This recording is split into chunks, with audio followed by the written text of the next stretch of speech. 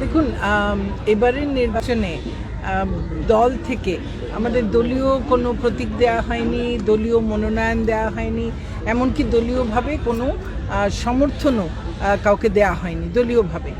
এবং সুস্পষ্ট নির্দেশনা দেওয়া হয়েছে যে মন্ত্রী এমপি যারা তারা এই প্রক্রিয়ার মধ্যে তারা কোনো অন্যায় হস্তক্ষেপ করবেন না, তারা কোনো ধরনের প্রভাব বিস্তার করবেন না, এই নির্দেশনাগুলো আছে। তো আমার যেটা আহ্বান থাকবে, কারণ যারা দাঁড়িয়েছেন তাদের প্রায় সকলেই একই আদর্শের মানুষ, কাজেই দিন শেষে নির্বাচনের পরে এরা তো সকলে একই আদর্শের মানুষ, আবার এরপরে পরবর্তী কোনো একটা নির্বাচনে আবার সকলে এক পক্ষে হয়ে কাজ করবেন। কাজেই তারা কেউ যেন এমন কোনো কাজ না করেন যার জন্যে পরে একটা বিব্রতকর পরিস্থিতিতে পড়তে হয়। তারা যেন একে অন্যের বিরুদ্ধে কোনো ধরনের বিষোদ্গার না করেন। প্রত্যেকে যার যার প্রার্থী তার নিজের যোগ্যতা সম্পর্কে বলবেন, মানুষের কাছে ভোট চাইবেন, এবং কোনো নেতাকর্মীকেও তারা যেন অন্যায়ভাবে কোনো চাপ প্রয়োগ না করেন তাদের পক্ষে যাবার জন্যে।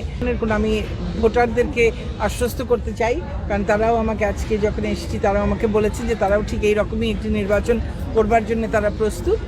কাজে আমি ভোটারদেরকে, আমার সম্মানিত ভোটারদেরকে আশ্বস্ত করতে চাই যে তারা উৎসবমুখর পরিবেশে এসে ভোট দেবেন, কোনো চাপ ছাড়া, কোনো চাপ মুক্তভাবে এসে আনন্দমুখর পরিবেশে ভোট দেবেন, তাদের পছন্দের প্রার্থীকে তারা ভোট দিয়ে নির্বাচিত করবেন, এটি আমার প্রত্যাশা।